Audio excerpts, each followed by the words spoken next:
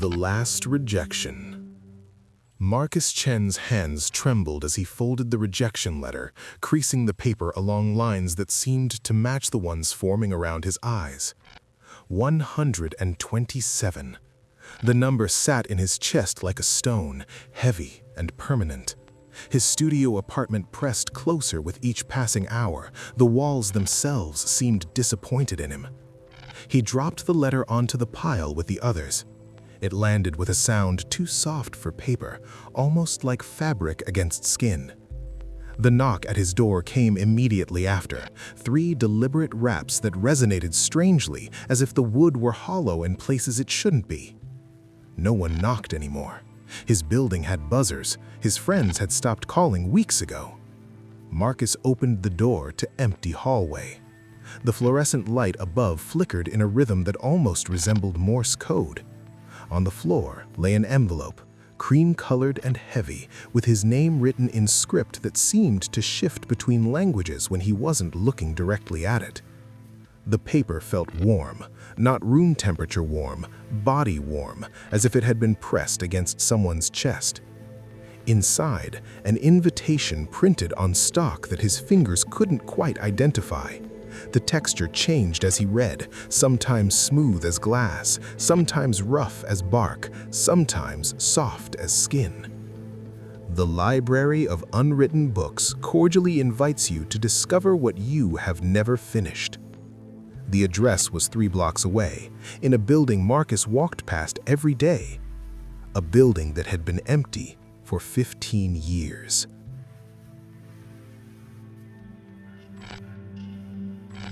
The Infinite Catalog.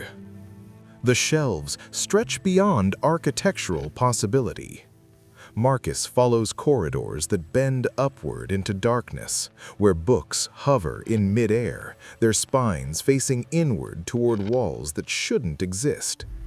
The volumes pulse with a faint luminescence, like organs beneath skin.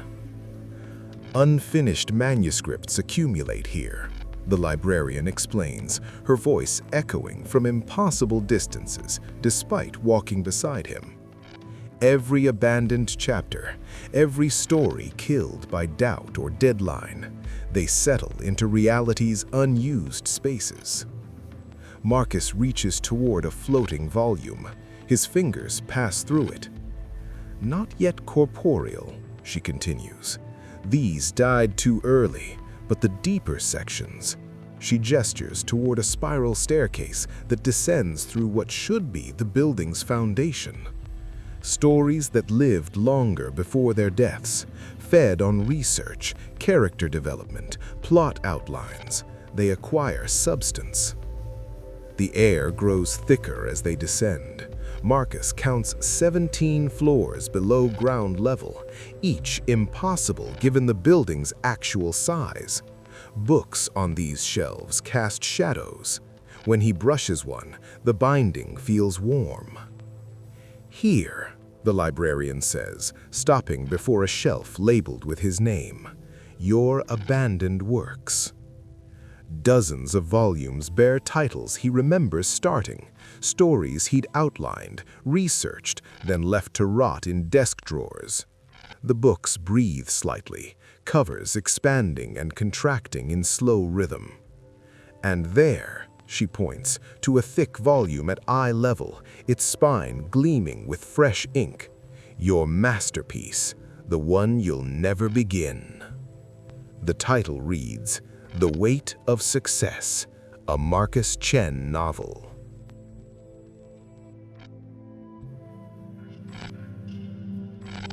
Recognition Protocol. The books bear his name in gold lettering, each spine a different thickness, a different font. Marcus counts 23 volumes he never wrote, arranged in chronological order by publication dates that stretch into decades he may not live to see. His fingers trace the spine of The Weight of Silence, the novel he outlined 7 years ago but abandoned after the first chapter. The pages fall open to Chapter 3. His protagonist, Daniel, stands in a railway station, watching trains carry away everyone he's ever loved. The prose flows with a rhythm Marcus recognizes as his own, but perfected. Every sentence weighted exactly right, every image crystalline. He reads faster, hungry for validation. Daniel's wife leaves him on page 47. His father dies on page 62. The funeral scene unfolds with details Marcus never wrote, but somehow remembers composing. The smell of lilies, the sound of dirt hitting wood, the way grief sits in the chest like swallowed stones. The book knows things it shouldn't know. His mother's maiden name appears in a dedication he never penned. His childhood address surfaces in a flashback he never conceived.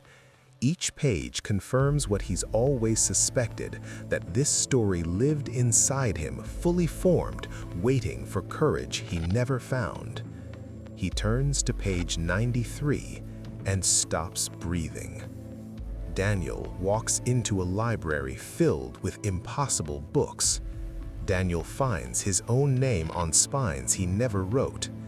Daniel reads about his own death in a novel that shouldn't exist.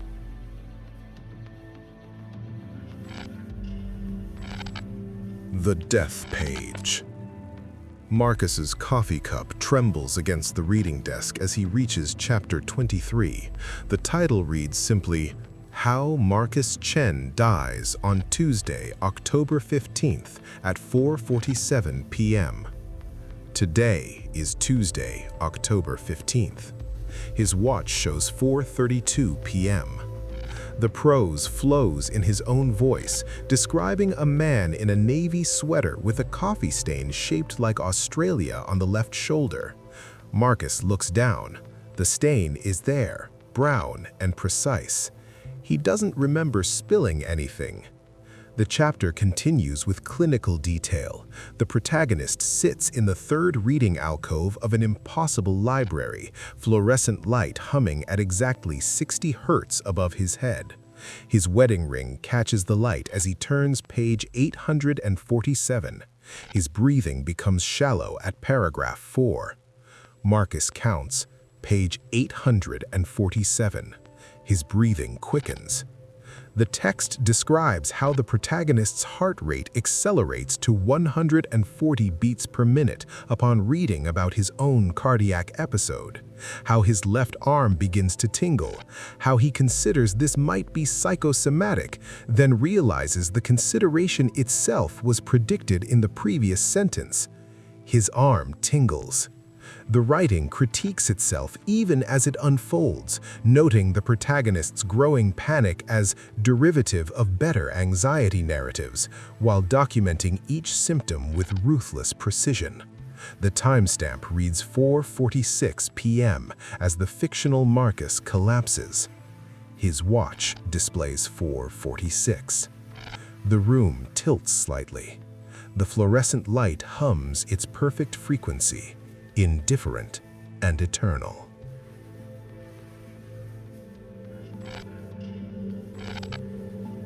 Causal recursion. Marcus crosses out the line about the cafe meeting. The ink disappears before his pen lifts from the page. New text flows across the paper in real time. Marcus cancels his Tuesday appointment, choosing instead to work from home, where the gas leak he hasn't noticed yet. He slams the book shut. When he opens it again, 3 new chapters have appeared. The closing, the reopening, what Marcus found. Each page he reads adds weight to the book in his hands. The binding creaks as it expands. He tears out the page describing his death by carbon monoxide poisoning. The paper reforms in his fingers like liquid returning to its shape, words seeping back through his skin. A new chapter materializes, the tearing. Marcus runs to his kitchen, checks the stove, the connections. Everything appears normal. He calls the gas company anyway. The book, left open on his coffee table, fills with his voice as he speaks. Dialogue formatted perfectly, his growing panic transcribed in clean, observational prose. The gas technician arrives within an hour, finds nothing wrong. As his truck pulls away, Marcus watches himself wave from the window, described in the book with the detached precision of someone documenting a specimen. The final line of the new chapter writes itself while he watches. Marcus returns to reading, unaware that his earlier call has loosened the connection behind his stove just enough.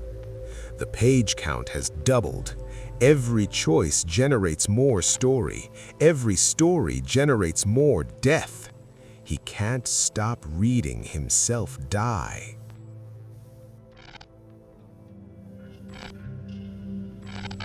The author's trap. The librarian's fingers trace the air above Marcus, and he sees his own hand becoming translucent against the book's cover. The pages beneath grow more opaque with each passing second, ink darkening, paper gaining weight and substance. Every story needs a consciousness to complete itself, the librarian explains with clinical detachment. Unwritten books are parasitic entities. They feed on their potential authors until the narrative achieves corporeal form. Marcus tries to release the book, but his fingers pass through its edges like mist. The text continues writing itself across the pages, his thoughts, his memories, his essence flowing into the sentences. He watches his reflection fade in the library's dark windows while the book becomes more solid, more real. The death scene rewrites itself as he reads. No longer a heart attack in his apartment, but something far more precise.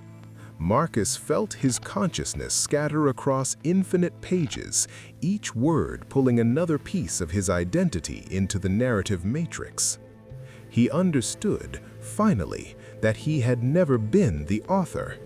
He was merely the ink. His legs buckle, but he doesn't fall. There isn't enough of him left to create impact with the floor. The librarian continues cataloging, unmoved by the transferring essence. The book snaps shut with his name embossed in gold on the cover, complete at last. Where Marcus once stood, only a faint outline remains, already fading, already forgotten by the library's eternal silence.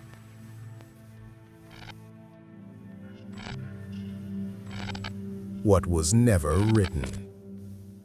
The words pull him deeper. Marcus feels his thoughts aligning with the protagonist's voice until he cannot distinguish where the character's consciousness ends and his own begins. The apartment around him grows thin, translucent as if viewed through water. His reflection in the window shows someone else, a man whose face he recognizes but cannot place. The coffee cup beside him empties and refills without his notice. The clock hands move backward, then forward, then stop entirely. The book's pages turn themselves now. Marcus watches his hands follow movements he did not choose, his eyes reading sentences that rearrange themselves as he looks away. The story breathes around him, expanding beyond the margins, filling spaces that should contain his furniture, his life, his history. In the hallway outside, his name disappears from the mailbox letter by letter. His photographs fade from frames that forget they once held images. The lease agreement rewrites itself, listing an apartment that has stood empty for months. Marcus tries to speak, but finds only the protagonist's dialogue emerging from his throat. His memories thin to whispers, then silence. The man in the chair dissolves like sugar in rain, leaving only consciousness absorbed into carefully crafted sentences. Miles away, in bookstore windows and online catalogs, The Weight of Silence by Marcus Chen appears on bestseller lists. Reviewers praise the mysterious author's voice. Publishers schedule interviews with someone whose address leads to empty apartments, whose phone rings in rooms that have never existed. The story continues writing itself, hungry for its next author.